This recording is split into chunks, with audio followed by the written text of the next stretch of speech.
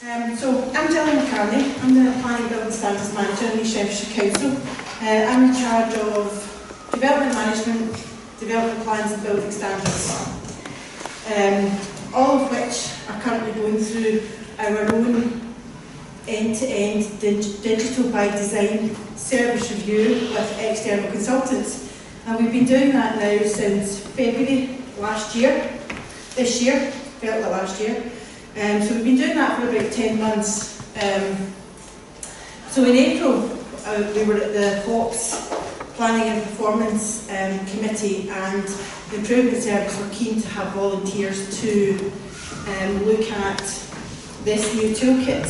So myself and Fraser Carlin in Renfrewshire agreed to go through it with our staff and agreed to sit down and do it fairly high level and fairly quick to see if it was useful.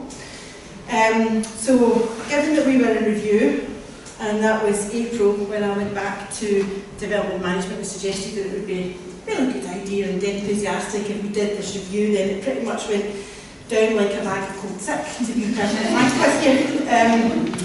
However, the process has been helpful because we do have a good development management system. We are quite lean. I consider us to be quite lean. We have high performance figures. There's not that many of us.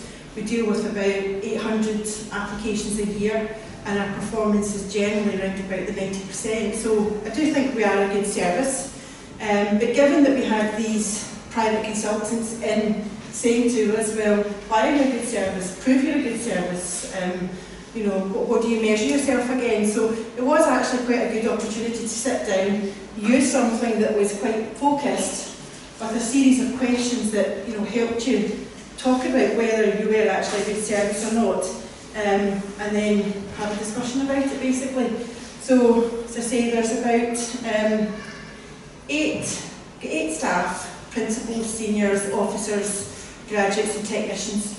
So we basically sat down with a range, not everybody, somebody still had to do the work, we sat down with a range of grades and sat down around the table, and basically in the morning we had fairly quickly ran through the vast majority of the questions. And when Irene asked me to come along today, I was actually a wee bit concerned because if you read the paperwork, it says that it should take you 2 or 3 days to go through the system, to go through the whole process. Now, yes, in an ideal world, and yes, if you were perhaps already going through a review, that would be a good way to do it.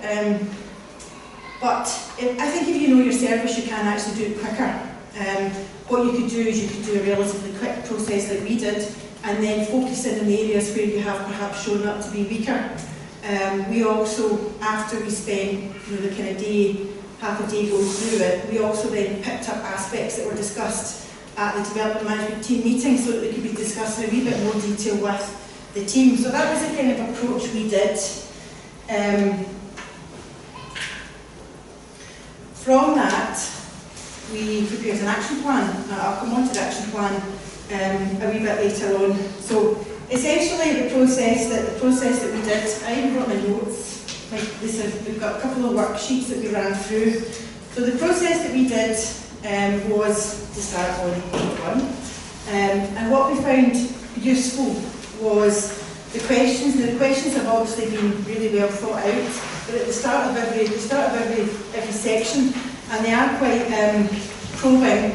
They give you a kind of statement of a good planning service does this, and then you say, well, do we do that? Do we not do that? Why don't we do that? Should we do it? So you ask yourself a series of questions about the processes that is there, and then following on from that in the second section is where the questions are asked that you then basically have to sit down and talk. So, for example, the first question in performance management is how do you make sure that everyone is clear about the purpose of the planning system? Now that's quite a high level question. And what do they mean by everybody? So is everyone in development management? Is everyone in the planning service? Does it go up to your director, who in our case isn't a planner? And does that involve your councillors? So each question can take you on quite a kind of wide-ranging journey. And I guess it's at the beginning, which we didn't do, but at the beginning it would probably be quite good to consider exactly what you want to get out of it. is this just about development management and the service they provide, or is it how development management fits in with the wider planning service, and how they deal with your customers, and how they deal with your elected members, and how they deal with the management team. So we kind of took it the whole holistic viewpoint. We decided to look at development management in line with the whole kind of department structure, environment department structure, and just basically see what came out of it. So as I say, you work your way through the questions, and we simply took notes. Each person who was in it did their own notes as to what they thought was good, what they thought was worth jotting down in each section.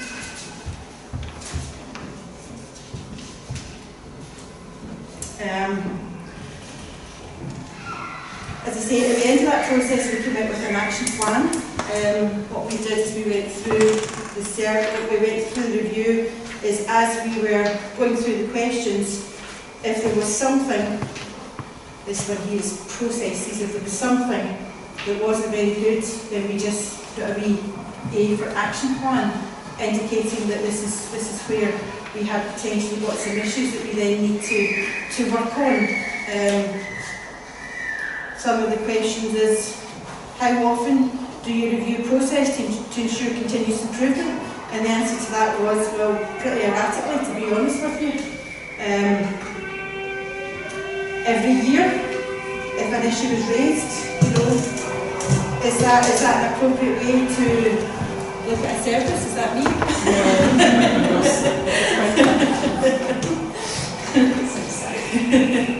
Sounds like a rally. So, all right, it's a protest, is it? Not against you. So, one of the issues that came up with us is that we would tend to review a process if we got a complaint or if something wasn't working. So that is obviously not a particularly good way to deal with these issues. So that went in the action plan for us to look at, along with quite a few other things as well. Another area where we didn't seem to be, an area where we did seem to be doing quite well was in relation to financial management, in that we knew where we had service level agreements, we knew who we had them with, and we knew that they were still currently in place, but when it actually came to finding the service level agreements, nobody could put their hands on them. So that went in the action plan. Find your service level agreement so that you actually know what you're talking about, would be helpful. Other examples of what we put in the action plan from the management and leadership part of the toolkit related to councillors. We agreed that our existing approach to councillors, elected members, how we deal with them, how much we discuss things with. For example, we don't do pre-application consultation with councillors, but we decided official pre-application, but it was part of a cultural issue in East Renfrewshire. We're a small authority, we have 20 councillors. Our area doesn't cover a particularly large geographical area. Our furthest away community is about a half-hour drive to the council headquarters. So what we have in East Renfrewshire is the culture where the elected members drop into the office frequently, every week. They look at planning applications in the offices. They chat to staff about them. When a POAN, a pre-application notice, goes on the weekly list, they come in, they phone up. So we don't have any formalised councillor engagement processes because of that cultural issue. However, we did decide that that was perhaps not the best way to deal with it, and perhaps we should have something a bit more formalised. In the action plan, we decided that what we're going to do is we're going to sit down with the leaders of the political parties, and we'll ask them what it is that they actually want from the service, because if we're spending more time than we need to spend dealing with councillors, and if we can deal with it in a more focused way, or even more electronically rather than in person, then that could actually, give us a bit of a saving in time that we could then put back into processing planning applications. Examples of where we did well related to performance management. Performance management is reported on and our performance management has quite a high profile within the Council's corporate management team. Everything's reported quarterly, and we also have quite a good monitoring process for complaints and issues that arise. We produce a 6-monthly complaints report, and we have a kind of learning aspect to that as well, so that we look at the complaints received, we look at if our processes and procedures can be improved. We put that in our service plan, action plan. So some of the good things came out of it, and some not so good things came out of it. And the things that we definitely felt we needed to work on is what we put in our action plan. The last point I really want to say is each council is different. We did a fairly short, light touch, spent half a day going through the questions, another half a day with the officers who took part in filling in their aspects of the worksheets, and then we had the discussions, as I say, at the development management team meetings with everybody, so that we went through team meetings, and out of that came our action, which is very crushed because it's been in my handbag, came our Development Management Toolkit Action Plan, June 2016. There were 4 items from the Part 1 Leadership and Management section, and there were 4 items from, there's actually 5 items, I must have missed it, from the Development Management section as well. From this toolkit, we have then transposed them into our annual service plan, which we report on to the Director and the Councillors annually. We also put a report up to the Council and the Planning Applications Committee. So these actions that came out of the toolkit are now in our service plan, and that we will work towards achieving improvements on these, and then we will report them. So from what started out as being quite a quick, let's sit down, let's do this, it's actually, we have actually come out with some quite important things that we need to think about, and we need to engage with our management over, and we need to engage with our councillors over. So I think in general it's been quite a positive experience. I'm just looking at here, number 3, one of the questions that asks you in the toolkit is, look at your report handling, have they got longer and longer over the years? So we went back 3 years ago to our report handling, maybe 4 years ago, and we looked at our report handling now, and it's a page and a half longer than it was 3 years ago. So how did that happen? Because we keep adding more and more bits in. So there's a bespoke piece of work being done around that, because what we find at our Planning Applications Committee is we're now getting asked more and more questions from the councillors. And I think it's a consequence of them not reading the very long reports that go onto the Planning Applications Committee. So if we can do a bit of work around that to reduce the report, to make them engage better with the report and make our committee shorter, then I think that's definitely a good thing to do. So that's my very quick presentation over. I'm happy to take questions, or if you want to go on to the next process. Happy to take questions. Okay, if there's any questions. So you work with external consultants, I think, from 9 months. Was that across all 3 of the areas that you've got? Yes. No, it's overall 3 areas. It's the planning and building service has been the first part to be reviewed. So when we did this, we were at the start of the end-to-end digital buying redesign, which is quite a mouthful. So we were at the start of that. Now, we did this at the beginning, and what I would say to find it useful is the consultants asked lots of leading meaningful, leading questions, leading questions, and they pick fairly randomly on staff. They come in, they mill around, they sit beside people, and they ask them questions.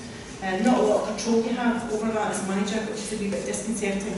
But having done this process, all the people in development management knew that they did a good service because the vast majority, there's a lot of questions in this toolkit, and the vast majority of the questions we were able to answer positively, and they all knew that we do a good job, good performance, we've got good processes, good procedures, and I think that put them in a better place when they were speaking to the consultants, going through the review as well, because they were much more confident about their answers.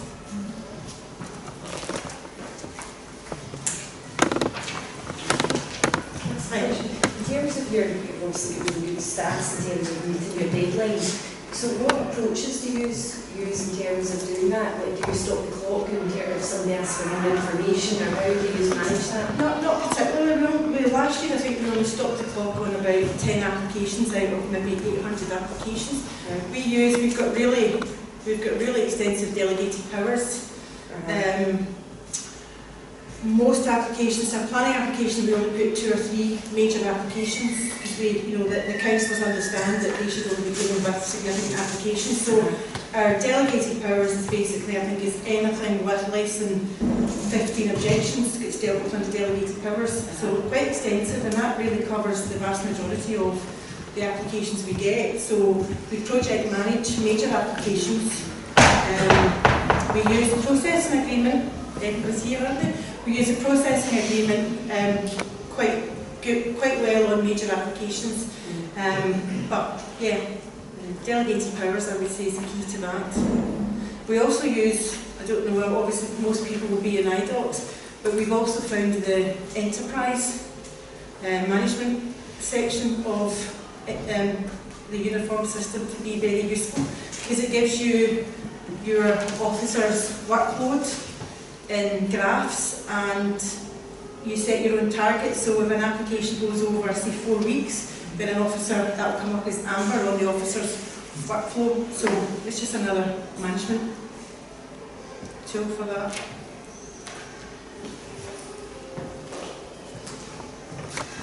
Anything else? Yeah, Katie first. Did you actually engage with the planning advisory service when using that toolkit? No, not particularly. No. They very much cover England for planning advisory service. Yeah, no, just it was the improvement service that picked up the tool and thought, let's see what it's like in Scotland, and therefore asked a couple of authorities if we would go away and have a look at it, decide on the value of it before suggesting that it could be used by others. It's just a dissertation in the legislation, which is pretty evident if you actually go through it. Sorry? It's the dislocation in the legislation between England and Scotland. Obviously it would be that conversion of course. yes, Would you there find that to be an issue? Not particularly, no, because you tend to find that most things we have in Scotland, there are some differences, obviously, parish cases and all that sort of thing. But the vast majority of them we were able to work through without any issues at all. Hi. You're saying that the vast majority of applications through on time. Does that then through that look at any other indicators of quality application like design quality control? Well, we measure quality as well. We measure pre-applications.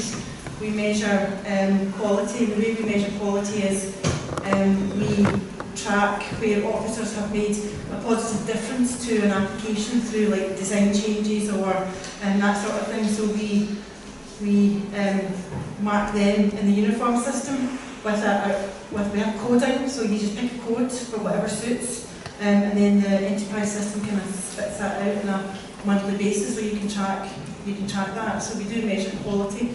It's a very hard thing to measure across all it, but we do try our best. So yes, that comes out. If you go through the toolkit, that does come out, because it does talk to you about other measures. It's not just about speed.